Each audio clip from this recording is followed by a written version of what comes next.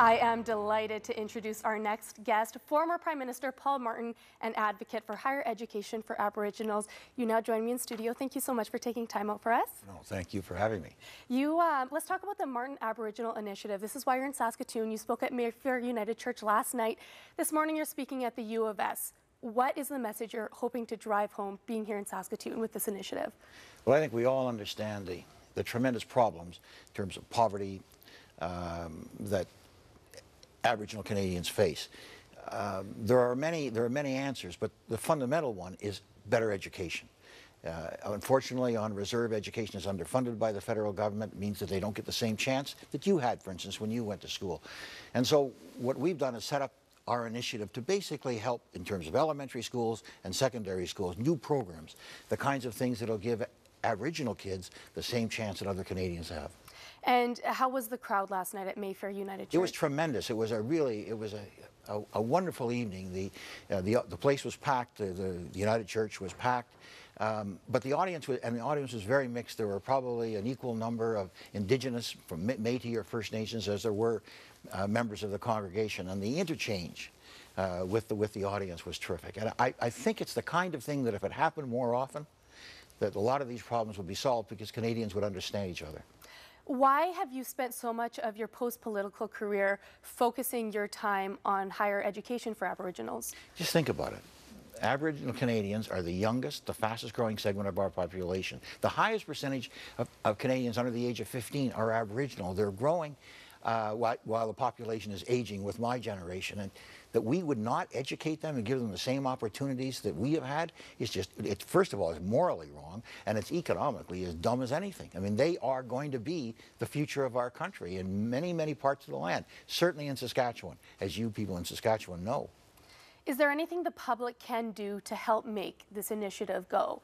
First of all, they can insist that the federal government fund health care and fund education for Aboriginal Canadians that on the same basis that the other Canadians get it, that there not be this kind of discrimination, which exists. And that's really contrary to every sense of fairness we as Canadians have.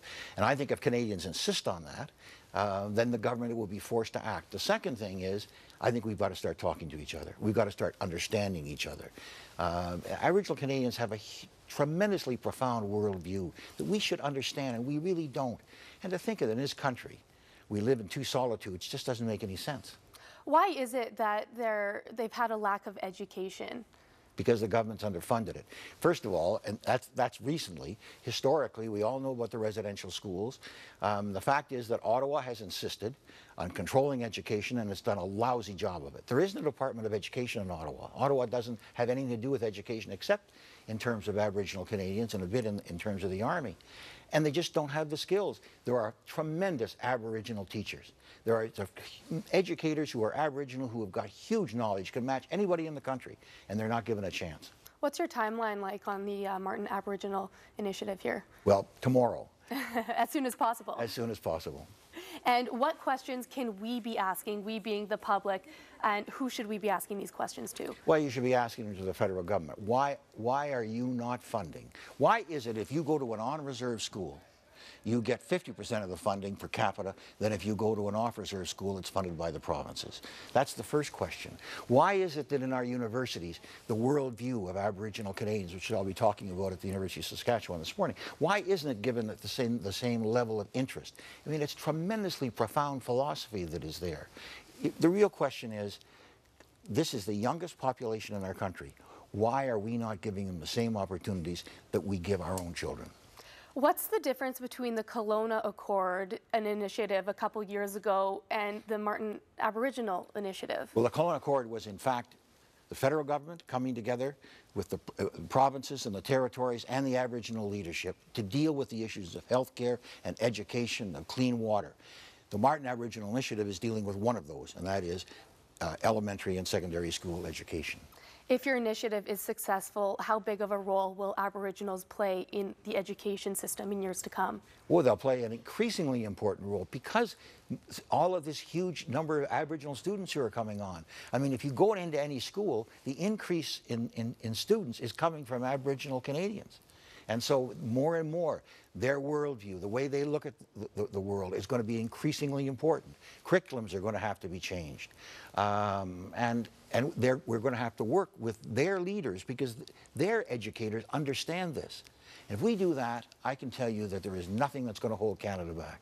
And as you mentioned earlier, you will be speaking at the University of Saskatchewan this morning, hoping to reach out to some students. Well, yes, I was asked really to do this by an outstanding Aboriginal educator, Professor Dr. Marie Batiste, and they put on this conference, and I think I'm going to learn a great deal more than I'm going to teach. Wonderful. Well, thank you so much for joining us in studio. My pleasure. And of course, you can go to the University of Saskatchewan to hear former Prime Minister Paul Martin speak this morning. Thanks so much. Thank you. And stay with us. The morning news continues right on the other side of the break.